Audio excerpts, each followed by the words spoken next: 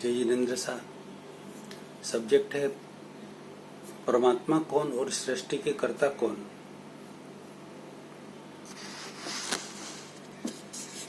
हमने last video में बात की थी कि हमें मंदिर उपाश्रय भवन में जाने के लिए यदि थोड़ी बहुत देर भी हो जाती है तो वहां पर कोई राजी या नाराज नहीं होंगे, लेकिन हमारे घर वाले जिनके ऊपर हम डांट फटकार लगाते हैं वो जरूर नाराज होते हैं, और उनको सुख शांति से बात करते हैं तो वो जरूर खुश होते हैं। ये हम बात कर रहे थे। और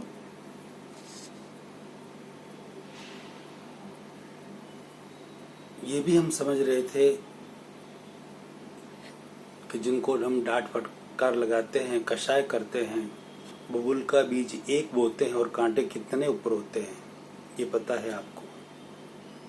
एक आम का बीज बोया और कितने आम लगते हैं उस पर ये भी पता है। तो बात को समझनी चाहिए।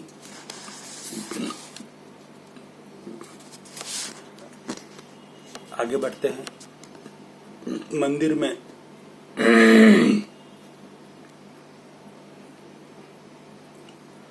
भगवान राजी नहीं होते। मंदिर में आपके वहां जाने से भगवान राजी नहीं होते, और आपके नहीं जाने से भगवान नाराज भी नहीं होते हैं।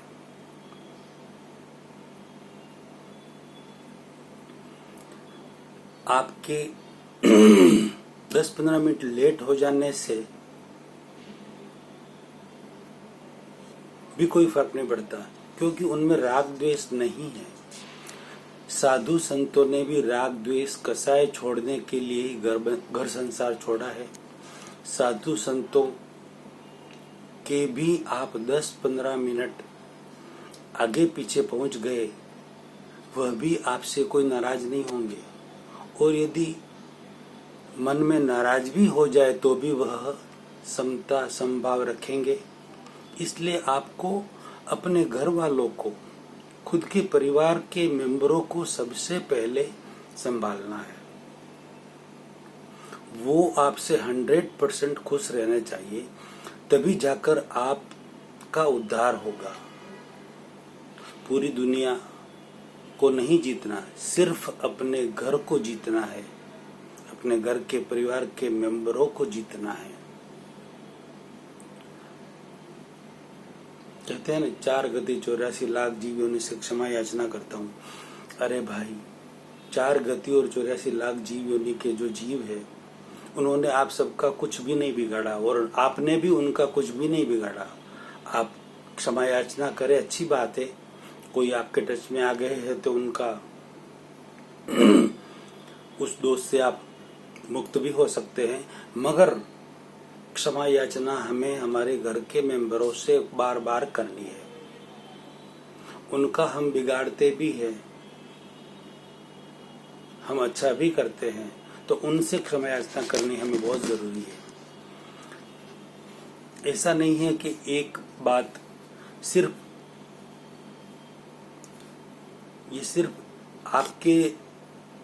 ये बात सिर्फ आपके लिए ही नहीं है। यही नियम आपके परिवार के सारे मेंबरों पर लागू होता है। एक दूसरे अच्छी तरह से संभाले। असली व्रत और तप तो जब होता है कि समय पर खाना नहीं मिले और आप संभाव समता रखें। बाकी एक दूसरे से लड़ झगड़ कर हम अपने व्रत तप को कायम रखें, यह तो सिर्फ दिखावा है। हम किससे लड़े, किससे झगड़े, किसे दुख दर्द पहुंचाए, हमारे घर के परिवार के सब मेंबरों में, हमारे खुद में भी परमात्मा विराजमान है। क्या हम परमात्मा से लड़ झगड़ सकते हैं? क्या उन्हें दुख दे सकते हैं? नहीं ना। सोचिए जरा भाई मेरे, बहन मेरी, अब आगे क्या करना आपकी अपनी मर्जी।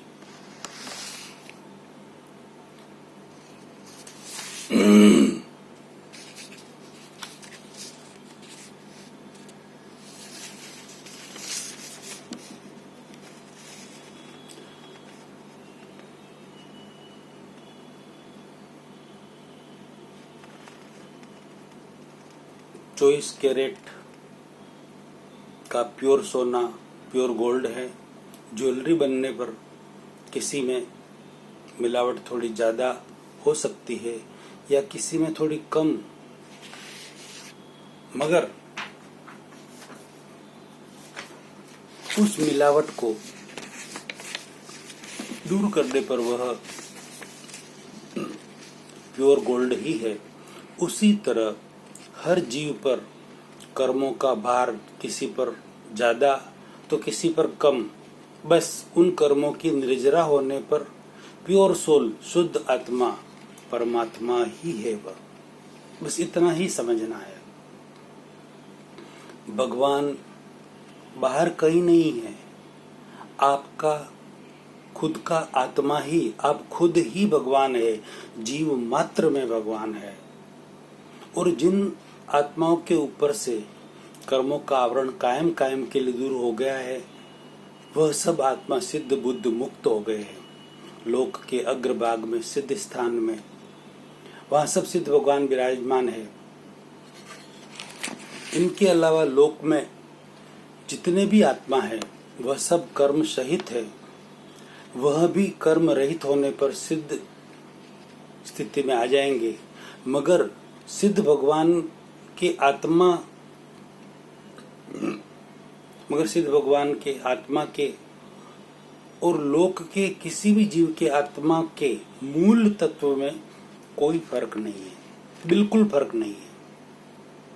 दोनों 100% एक जैसे ही हैं। इसलिए आप ही के अंदर जो आत्मा है वही परमात्मा है, वही भगवान है।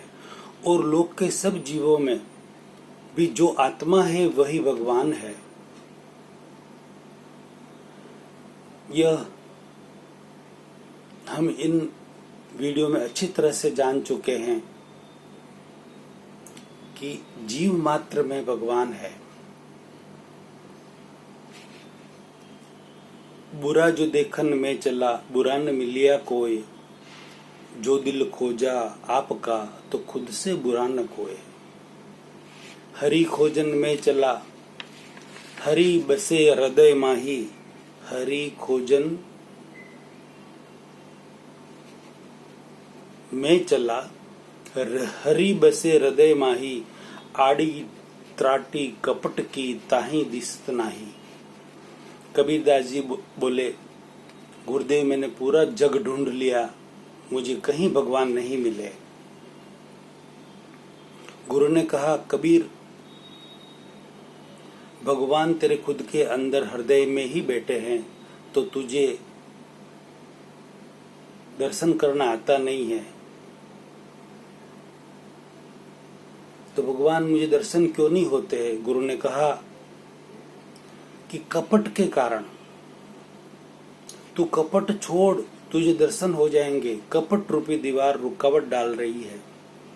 हमारे खुद के कषाय ही रुकावट डाल रहे हैं हमारे भगवान के दर्शन करने में।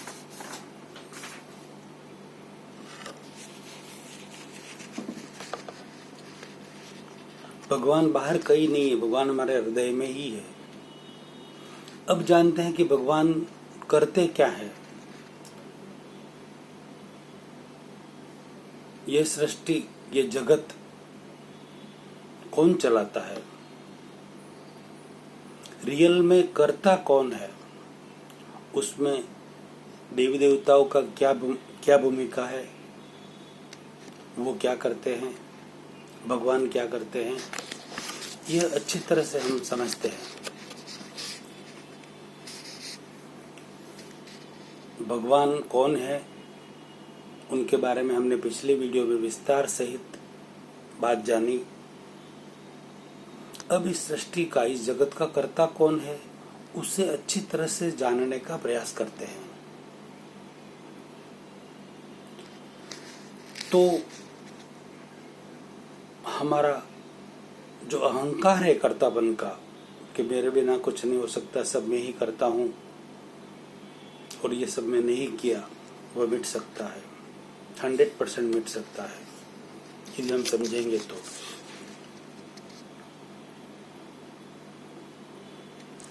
पूरी दुनिया में एक बहुत बड़ा वर्ग है जो पूर्व जन्म और पुनर्जन्म, बर्थ और रीबर्थ को मानते ही नहीं है। उनके मुताबिक, उनके अनुसार वर्तमान जीवन ही सब कुछ है। उसके लिए उनसे एक प्रश्न हो सकता है कि यदि वह बर्थ और रीबर्थ को नहीं मानते हो आप, तो हेल और हेवन शब्द कहां से लाए? बर्थ और रीबर्थ को आप नहीं मानते हैं तो हेल और हेवन शब्द कहां से लाए? लकी अनलकी शब्द कहां से लाए? इंसान लकी और अनलकी कब होगा? कि जब इंसान का पूर्व भव, पास्ट लाइफ होगी, तभी इंसान लकी अनलकी हो सकता है। इंसान हेल और हेवन में कब जाएगा? जब उसका पुनर्जन्म होगा। हेल और हेवन में कब जाएगा? कि दोबारा उसका जन्म होगा तो ही जाएगा ना। जन्नत और जहन्नम में कब जाएगा? कि कहीं ना कहीं जन्म होगा ना, तब जाएगा ना वो। इससे ये प्रमाणित होता है कि पूर्व भव, पास्ट लाइफ है और पुनर्जन्म, रीबर्थ भी होता है। इससे ये प्रूव हो जाता है। वह माने या न माने, बर्थ और रीबर्थ होता ही है और इससे ये प्रूव होता भी हो भी जाता है। एक वर्ग और भी है जो कि वर्तमान लाइफ को ही सब कुछ मानते हैं। बर्थ, रीबर्थ, पूर्व भव, पुनर्जन्म को नहीं मानते हैं। तो उनसे भी एक प्रश्न होता है, नसीबदार और बदनसीब शब्द आप कहां से लाए? बहुत नसीबदार है, कितना बदनसीब है, ये शब्द आप कहां से लाए? जन्नत और जन्नम शब्द आप कहां से लाए? यदि कोई व्यक्ति नसीबदार है या बदनसीब है तो उसने वैसे ही कर्म किए हैं, उससे प्रूव होता है उस व्यक्ति का पूर्व जन्म था। जन्नत और जन्नम में यदि आप मानते हो तो उससे भी प्रूव होता है कि व्यक्ति का पूर्व भव, वो पास्ट लाइफ थी और पुनर्जन्म, रीबर्थ भी होगा। पुनर्जन्म होगा तभी तो वो जन्नत और जन्नम में जा सकते हैं। इससे भी प्रमाणित होता है कि बर्थ और रीबर्थ, पूर्व जन्म और पुनर्जन्म और कर्म भी है। इससे ये प्रमाणित कंप्लीट हो जाता है। इसमें कोई शंका कुशंका की बात नहीं रहती। फिर कोई माने ना माने, अपनी अपनी आस्था, अपनी अपनी परंपरा, अपनी अपनी मर्जी की बात है, लेकिन हकीकत है, ये बात समझनी जैसी है और समझनी चाहिए व्यक्तियों को। और यदि वो जिद करते हैं, आग्रह करते हैं कोई भी, तो उनके मन की बात मर्जी। मगर जो समझदार व्यक्ति है उसे समझना चाहिए, और यदि उनके पास कोई तर्क है तो वो तर्क हमें समझाना चाहिए कि रियलिटी क्या है। एक और बहुत बड़ा वर्ग है जो मानते हैं कि जो कुछ भी हो रहा है वह सब भगवान ही करते हैं, फिर वह अच्छा हो या बुरा हो, किसी का जन्म हो या मृत्यु हो, अकाल हो या अतिवृष्टि हो, बाढ़ हो या सुनामी हो, भूकंप हो या लावा हो, अतिवृष्टि हो, अनावृष्टि हो, उनके मत के अनुसार सब कुछ भगवान ही करते हैं। एक ऐसा वर्ग भी है। उनसे भी एक प्रश्न उत्पन्न होता है, यदि सब कुछ भगवान ही करते हैं तो आप सब एक कठपुतली हो गए ना। सब कुछ भगवान ही करते तो आप तो सिर्फ एक कठपुतली हुए। मगर ऐसा भी वह नहीं मानते, कर्म को भी मानते हैं। अच्छा करने से अच्छा फल मिलेगा, बुरा करने से बुरा फल मिलेगा। कर्ता कर्म को भी मान रहे हैं, कर्ता भगवान को भी मान रहे, कर्ता खुद को भी मान रहे हो, कर्ता प्रकृति को भी मान रहे हो। कितनी विरोधाभासी बातें। व्यक्ति को साइंटिफिक तरीके से किसी एक बात पर कायम रहना चाहिए। यदि आप खुद को कर्ता मानते हो तो भगवान कर्ता नहीं हुए, और भगवान को कर्ता मानते हो तो आप खुद कर्ता नहीं हुए, और कर्म को कर्ता मानते हो तो आप खुद और भगवान कर्ता नहीं हुए। बहुत विरोधाभासी बातें हैं। व्यक्ति मंदिर में जाकर ओम नमः शिवाय, ओम नमः शिवाय बोलते हैं, फिर वही व्यक्ति शिवोहम शिवोहम शिवोहम भी बोलते हैं। ओम नमः शिवाय का मतलब पहले आप भगवान शिव को नमस्कार कर रहे हैं और शिवोहम बोलकर दूसरे में आप कह रहे हैं कि जो शिव है वही मैं हूँ, जो शिव है वही मैं हूँ, शिवोहम शिवोहम। तो फिर पहले नमस्कार किसको कर रहे हैं? शिव आप खुद ही है, शिव आप खुद ही है। आप अपने आप को ही नमस्कार करो। और यदि आप खुद शिव नहीं हो तो ओम नमः शिवाय कह रहे हो वो बराबर है। आप खुद शिव हो या नहीं हो, किसी एक बात पर आपको आना होगा। दोनों बात नहीं हो सकती। ओम नमः शिवाय और शिवोहम, शिव को हम नमस्कार कर रहे हैं और शिव भी हम ही है। कोई एक बात पर कायम रहना होगा। व्यक्ति ऐसा भी कहते हैं सोहम सोहम सोहम, फिर वही व्यक्ति कहते हम सो हम सो हम सो, फिर वही व्यक्ति कहते हैं हम ही हम ही हम। फिर कोई बोलते हैं बस तू ही तू, तू ही तू। फिर कोई बोलते हैं मैं भक्त और तू भगवान, मैं भक्त और तू भगवान। और कितने तो यह भी बोलते हैं कि मैं ही भगवान। कितनी विरोधाभासी बातें हैं। किसी एक बात पर आप आ जाओ। यदि आप सब कुछ करता भगवान को ही मानते हो तो उन पर ही कायम रह जाओ। मगर ऐसा भी नहीं है, ऐसा भी करते नहीं है, खुद को भी कर्ता मानते हैं।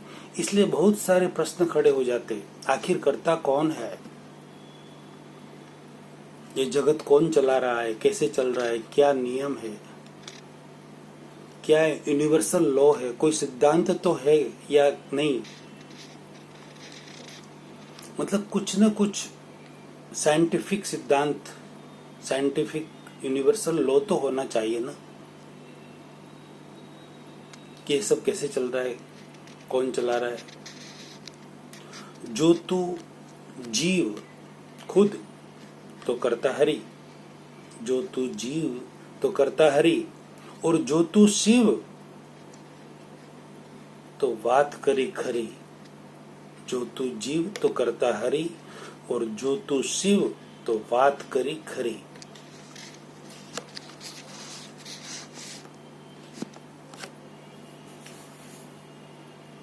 अगला प्रवचन अगले वीडियो में लेते हैं।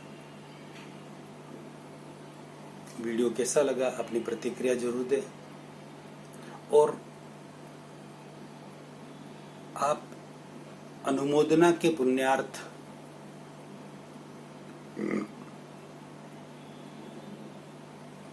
लाखों करोड़ों व्यक्तियों में ये वीडियो शेयर करें और जागृति फैलाएं। जय जिनेंद्र सर।